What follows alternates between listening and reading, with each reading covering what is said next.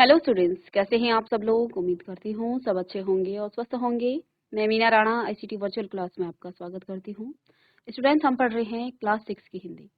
और हिंदी में हमने प्रीवियस लेक्चर में आपको क्रिया पढ़ाया था। और क्रिया, विशेषण, संज्ञा और सर्वनाम, ये सभी आपके विकारी शब्दों के भेद हैं, उसके प्रकार हैं। जब हमने शब्द विचार पढ़ा था, शब्द विचार के शब्द के दो प्रयोग के आधार पर शब्दों के दो हमने यहाँ पर भेद पढ़े थे, जिसमें विकारी और अविकारी शब्द था।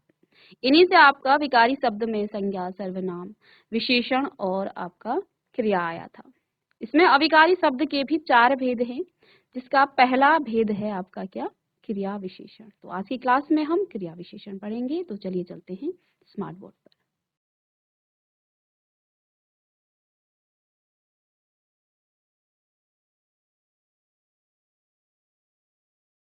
चलिए,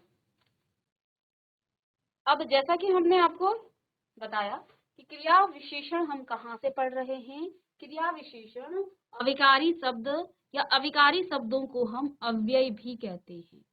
अव्यय के 4 प्रकार हैं। इसमें निपात भी आ जाता है, लेकिन सामान्यतः इसके 4 प्रकार हैं, जिसमें क्रिया विशेषण संबंध बोधक, समुच्चय बोधक और विस्मयादि बोधक। ठीक है, तो ध्यान देना है कहाँ से हम इसको पढ़ रहे हैं। ठीक है, तो अव्यय क्या होते हैं। अव्यय वे शब्द होते हैं। देखिए, जब हमने आपको शब्दों के प्रकार, शब्द विचार पढ़ाया था, तो शब्द के प्रयोग के आधार पर दो जो हैं उसके प्रकार थे, जिसमें आपके विकारी और अविकारी शब्द आए थे। विकारी शब्द के भी 4 भेद और अविकारी शब्द के भी हमने आपको वहां पर 4 भेद पढ़ाए थे। और आगे हम यहाँ से चले थे, संज्ञा, सर्वनाम, विशेषण, क्रिया हम पढ़ चुके हैं। और आज हमारा जो टॉपिक है वो अव्यय यानी अविकारी शब्द हम पढ़ने वाले हैं। अविकारी शब्द वो होते हैं जिनमें लिंग वचन कारक एवं पुरुष के कारण कोई परिवर्तन नहीं आता है। जैसे लड़का धीरे धीरे चलता है, लड़की धीरे धीरे चलती है, लड़के धीरे धीरे चलते हैं, लड़कियां धीरे धीरे चलती हैं। ये सभी आपके क्या हैं, अव्यय हैं। ठीक है, तो जहां लिंग वचन, अब ऐसा क्यों है धीरे धीरे चलते हैं, इसमें क्या आपको समझ में आया, अभी मैं समझाती हूँ। देखिए, इसमें लड़का धीरे धीरे चलता है। फिर हमने क्या किया, ये जो वाक्य है ये आपका एक वचन पुल्लिंग का वाक्य है। ये आपका एक वचन पुल्लिंग का वाक्य है। इसी वाक्य को आपने इसका लिंग बदल दिया, लड़का की जगह आपने लड़की कर दिया। तो देखो, ये तो क्रिया हो गई, ये आपका क्या है, ये संज्ञा है। ठीक है, संज्ञा परिवर्तित हो गई, वो तो विकारी शब्द से विकार आ जाता है लिंग वचन कारक के आधार पर। तो इसका हमने लिंग बदला, तो लड़का का हो गया लड़की। पहले चलता था, क्रिया होता, और जैसे ही लिंग बदला तो लिंग के साथ इसकी क्रिया भी बदल गई, बदली, क्रिया भी इसकी बदल गई।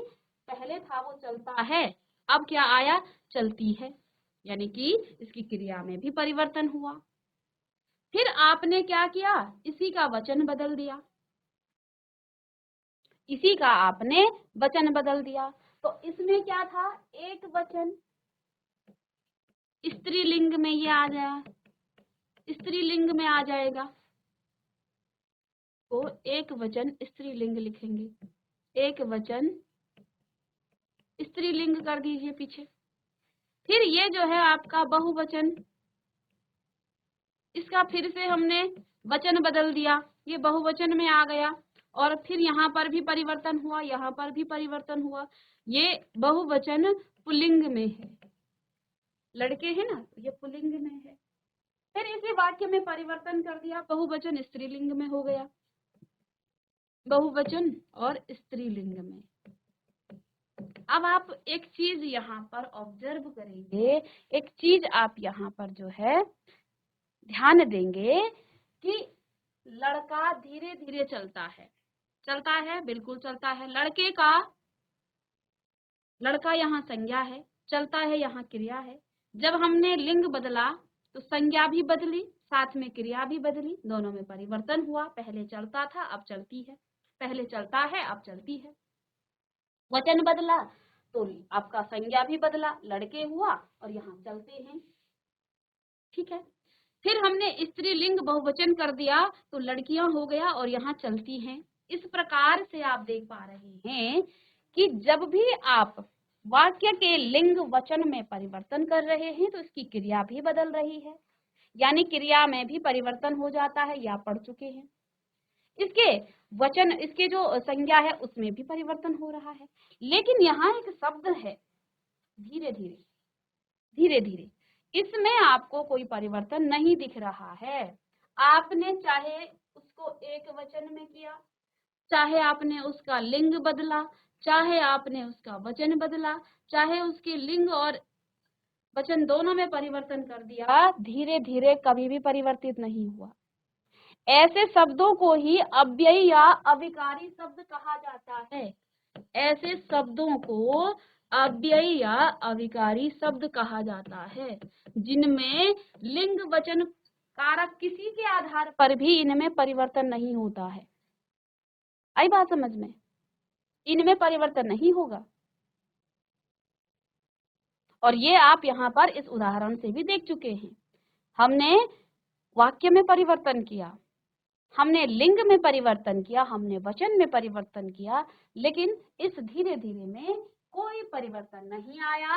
इसलिए यहाँ पर आपका धीरे धीरे क्या है, ये आपका अविकारी शब्द है, या अव्यय भी इसे कहा जाता है। ये आपका अविकारी शब्द या फिर अव्यय है।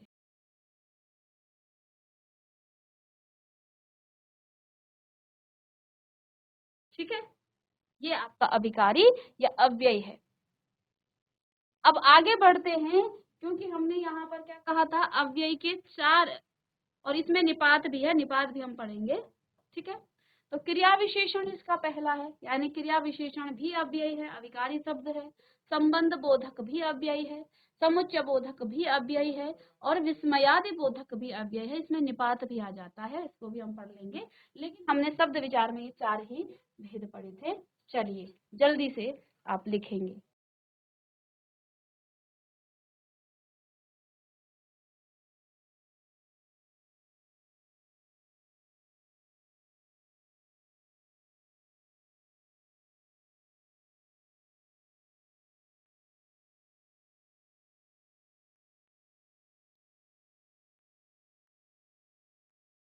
चलिए,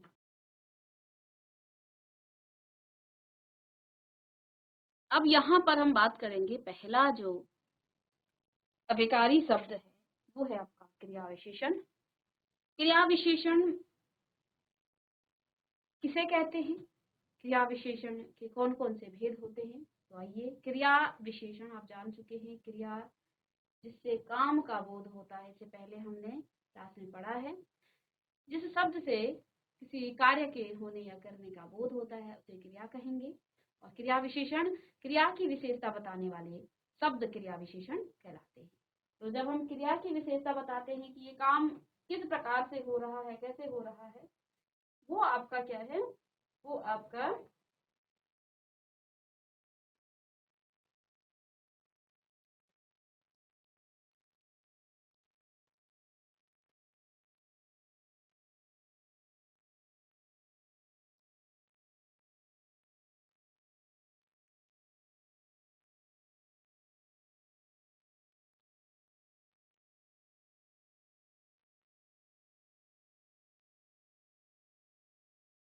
तो देखिए, क्रिया विशेषण की परिभाषा लिखें।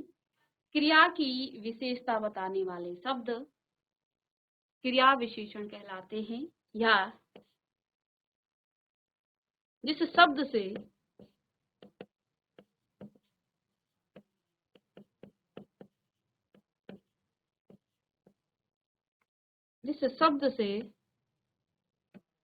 क्रिया की विशेषता का पता चले,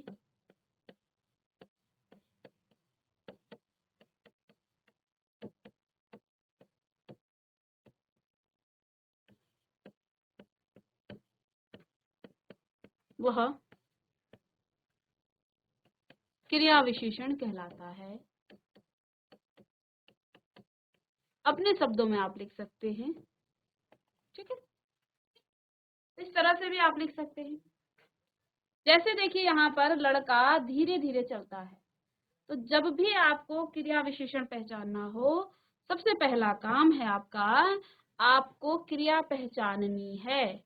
तो चलने का यहाँ पर काम हो रहा है, ये आपकी क्रिया हो गई।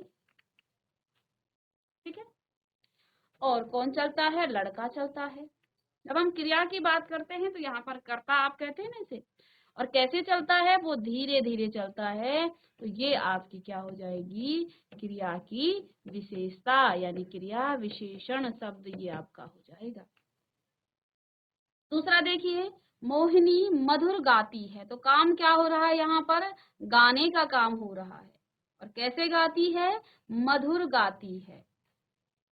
ठीक है, वह धीरे धीरे बोला, काम हो रहा है बोलने का। कैसे बोला? धीरे बोला, वह धीरे बोला। पिताजी बाहर गए हैं, पिताजी बाहर गए हैं, तो गए हैं ये तो काम हुआ। कहाँ गए हैं? बाहर गए हैं। ठीक है, तुम इधर उधर मत जाओ, तो काम मत जाने का, ना जाने का काम यहाँ पर बताया जा रहा है। तो इधर उधर, कहाँ? इधर उधर। ठीक है, तो तुम इधर उधर मत जाओ, इसमें इधर उधर जो है आपका क्या हो जाएगा? क्रिया विशेषण हो जाएगा। जब हम किसी क्रिया की विशेषता बताते हैं तो कभी हम काम के ढंग को बताते हैं। अब क्रिया विशेषण का मतलब ये नहीं है कि वो अच्छा काम कर रहा है या वो अच्छा गाता है, वो धीरे चला। क्रिया की विशेषता अनेक प्रकार से बताई जा सकती है। कई बार आप क्रिया की विशेषता किस तरह से बताएंगे कि काम कहाँ पर हो रहा है, काम कैसे हो रहा है, काम किस समय में हो रहा है, और काम कितना हो रहा है। 4 प्रकार से आप क्रिया की विशेषता बता सकते हैं। तो देखिए, इसी आधार पर, क्योंकि हमने क्या कहा, हम क्रिया की विशेषता कितने प्रकार से बता सकते हैं? काम कैसे हो रहा है, काम कहाँ हो रहा है, किस समय में हो रहा है, और कितना हो रहा है। इस आधारों पर क्रिया विशेषण के 4 प्रकार हैं। चलिए लिखिएगा, क्रिया विशेषण के प्रकार। कालवाचक, देखिए इसको आप, ऐसा नहीं है कि पहला कालवाचक है, कोई सा भी आप लिखिएगा पहले नंबर पर, या इस प्रकार से भी आप बना सकते हैं। क्रिया विशेषण के 4 प्रकार हैं। कालवाचक क्रिया विशेषण, स्थानवाचक क्रिया विशेषण, परिमाणवाचक क्रिया विशेषण, रीतिवाचक क्रिया विशेषण। क्रिया विशेषण के 4 भेद हैं, 4 प्रकार हैं, जिसमें पहला कालवाचक, या कोई सा भी आप, मैंने कहा आप सीक्वेंस आगे पीछे कर सकते हैं, हमें विशेषता ही तो बतानी है ना। चलिए,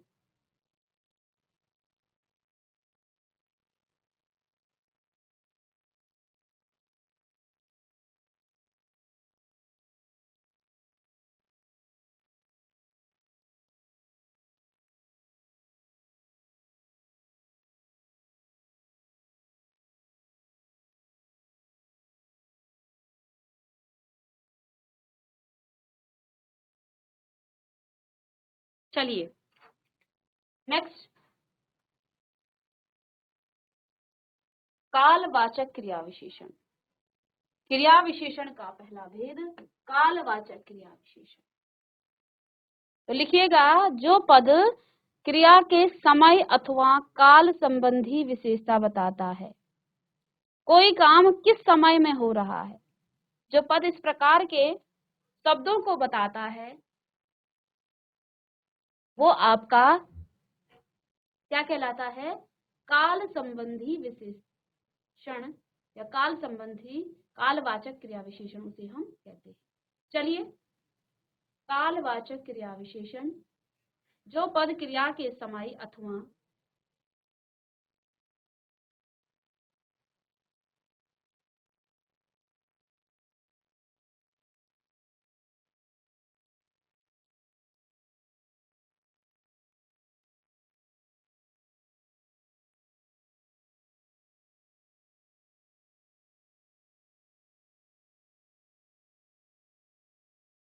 ठीक है। अब जैसे यहाँ पर क्या कहा गया है गाड़ी अभी रवाना होगी, गाड़ी अभी रवाना होगी। तो बच्चों इसमें जो है समय को बता दिया, काम क्या होगा, गाड़ी रवाना होगी, लेकिन कब, अभी। तो इसमें समय बताया है कि गाड़ी अभी रवाना होगी। ठीक है, नेक्स्ट देखिए, प्रतिभा रोज पार्क जाती है, प्रतिभा रोज पार्क जाती है। तो यहाँ पर प्रतिभा के रोज पार्क जाने की बात हुई है। कब जाती है, रोज जाती है। अब ये रोज क्या बता रहा है, ये समय को बता रहा है, ये समय को बता रहा है। काम हो रहा है यहाँ पर जाने का, क्रिया क्या है, जाती है। वह कल आएगा, वह कल आएगा। तो इसमें कल क्या है, समय है, तो ये आपका कालवाचक क्रिया विशेषण हो गया। ठीक है, सौरभ दिन भर पढ़ता है, सौरभ दिन भर पढ़ता है या पढ़ता रहा, सॉरी, सौरभ दिन भर पढ़ता रहा। तो काम हुआ पढ़ने का, और कब, दिन भर। अब आप देख पा रहे हैं इन सब में क्रिया के साथ में कौन सा प्रश्न लगा रही हूँ, प्रतिभा पार्क जाती है, कब जाती है, प्रश्न क्या है, कब जाती है, कब जाती है, प्रश्न क्या किया, कब जाती है, तो रोज जाती है। कब आएगा,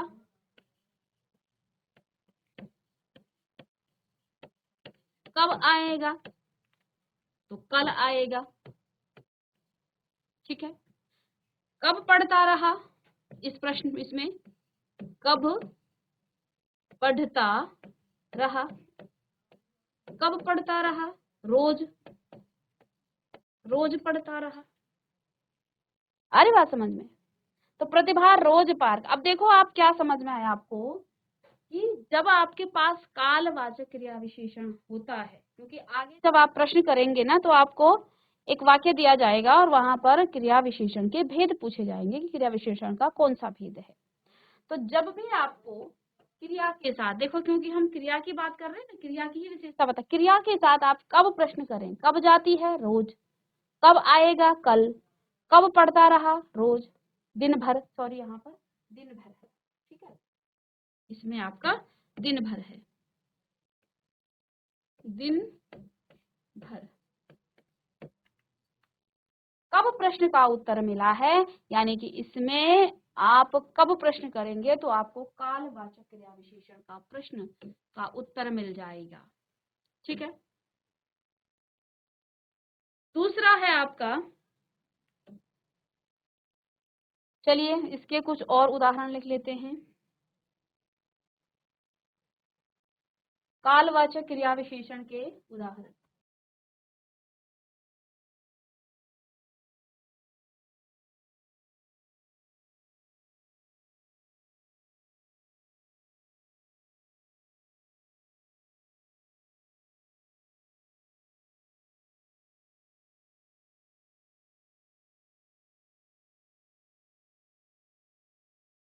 कालवाचक क्रिया विशेषण के कुछ उदाहरण,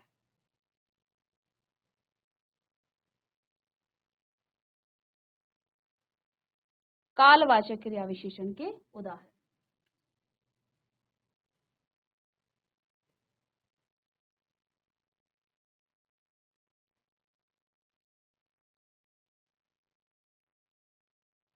देखिए इसमें, देखिए जैसे आज, कल, अभी या परसों, अभी अभी, ये भी क्या है, समय है, अभी अभी, या आप कहें बार बार, पहले, पिछले या पीछे, पहले, बाद में, अभी अभी, हो गया, तुरंत, तुरंत। ठीक है, आजकल,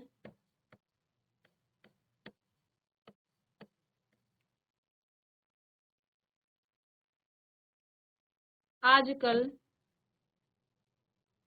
नित्य,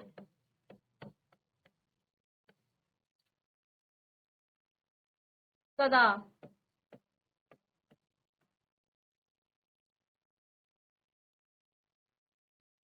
कई बार,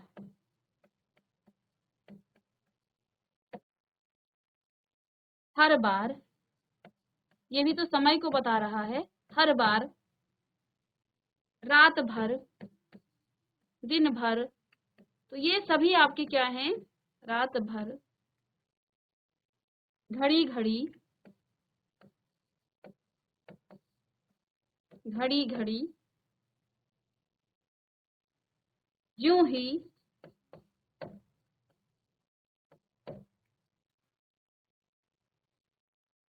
एक बार, पहली बार,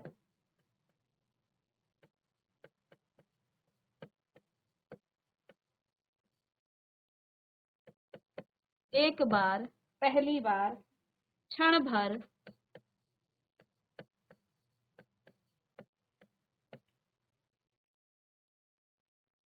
जल्दी, ये सभी समय को बताते हैं। आदि आदि लिख करके आपसे छोड़ दें, क्योंकि इस तरह के शब्दों में और भी बहुत सारे शब्द हैं जो आपके कालवाचक क्रिया विशेषण के उदाहरणों में आएंगे, जैसे आज, कल, परसों, अभी, बार बार, पहले, बाद में, तुरंत, आजकल, नित्य, सदा, कई बार, हर बार, रात भर, दिन भर, घड़ी घड़ी, यूं ही, त्यों ही, एक बार, पहली बार, क्षण भर, जल्दी, आदि शब्द इसमें आ जाते हैं। ठीक है, जैसे आपने कहा आज बरसात होगी, ठीक है, या फिर राम कल मेरे घर आएगा, वह अभी अभी आया था, रवि बार बार मेरे घर आ जाता है, पहले, वह पहले कभी नहीं आया। तो इस प्रकार के जो शब्द हैं वो कालवाचक को बताते हैं कि ये समय को बता रहे हैं ना, कि इसमें समय का बोध हो रहा है, इसलिए ये आपका कालवाचक क्रिया विशेषण है। ठीक है, चलिए इनको लिख लें पहले। तो ये आपके कालवाचक क्रिया विशेषण के कुछ और उदाहरण हैं, जिनमें उदाहरणों में ये शब्द आपको देखने को मिलेंगे, तो ये आपके कालवाचक क्रिया विशेषण हो जाएंगे। चलिए,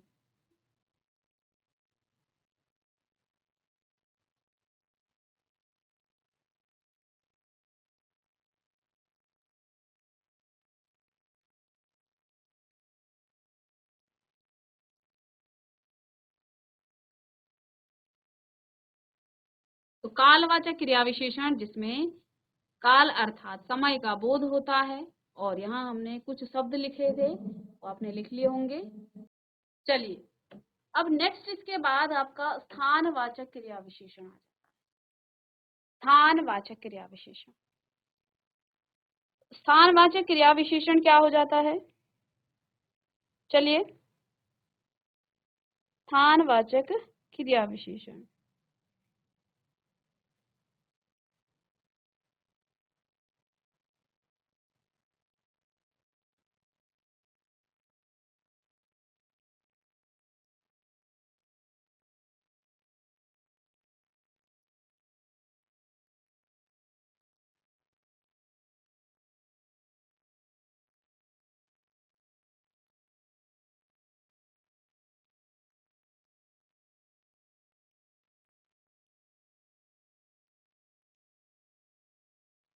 तो यह क्रिया होने के स्थान और दिशा का बोध करता है। जब हम बात करते हैं किसकी, हम बात करते हैं स्थानवाचक क्रिया विशेषण की, तो इसमें क्रिया के होने के स्थान के बारे में बताया जाएगा कि काम कहाँ पर हो रहा है, और साथ में आपको दिशा का भी बोध कराया जाएगा कि दिशा कौन सी है। ठीक है, तो लिखिएगा नेक्स्ट, स्थानवाचक क्रिया विशेषण, यह क्रिया होने के स्थान और दिशा का, क्रिया होने के स्थान और दिशा का बोध कराता है, क्रिया के होने के स्थान और दिशा का बोध कराता है, स्थानवाचक क्रिया विशेषण कहलाता है। स्थानवाचक क्रिया विशेषण कहलाता है। चलिए इसके कुछ उदाहरण देख लेते हैं। जैसे यहाँ पर आप देखिए लड़का मोटर, अब इसको मोटर करें,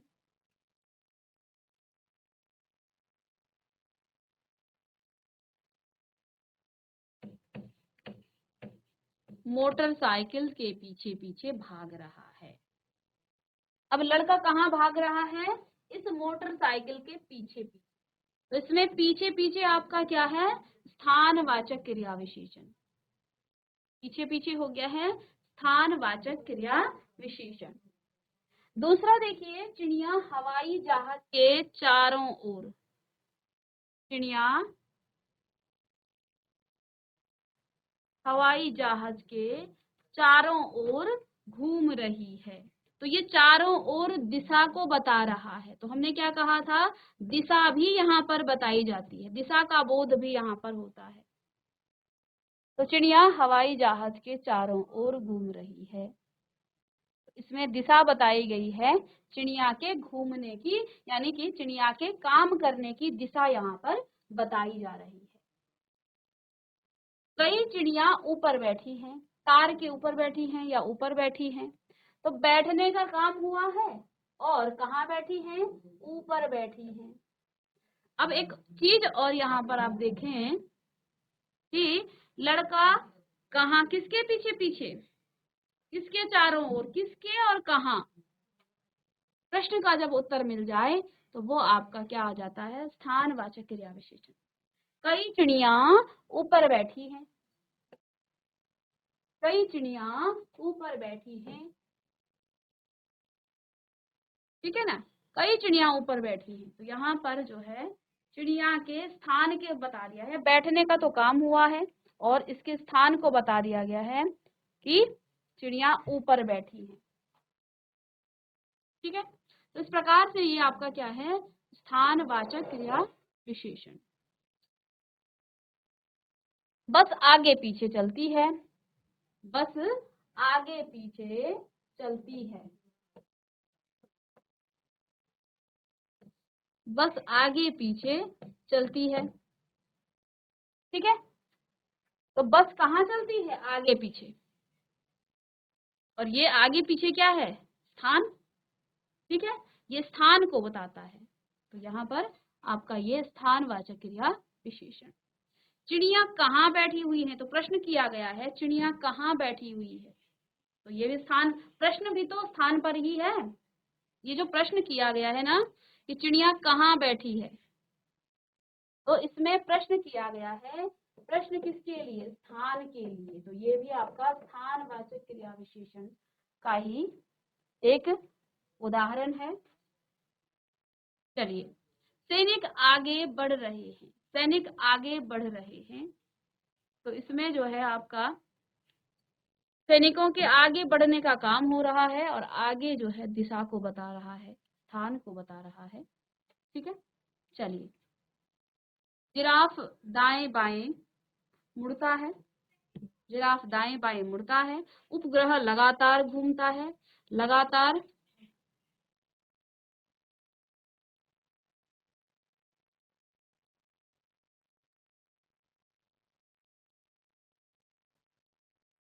उस तरफ मत जाओ। तो दिशा को बताया, दिशा के बारे में। कुछ लोग आग के चारों ओर बैठे हैं, तो ये दिशा की तरफ जो है संकेत कर रहा है। ये भी आपका कुछ उदाहरण यहाँ पर कि आपके स्थानवाचक के हो गए। और नेक्स्ट क्लास में अब हम पढ़ेंगे परिमाणवाचक क्रिया विशेषण को, ये हम नेक्स्ट क्लास में डिस्कस करेंगे।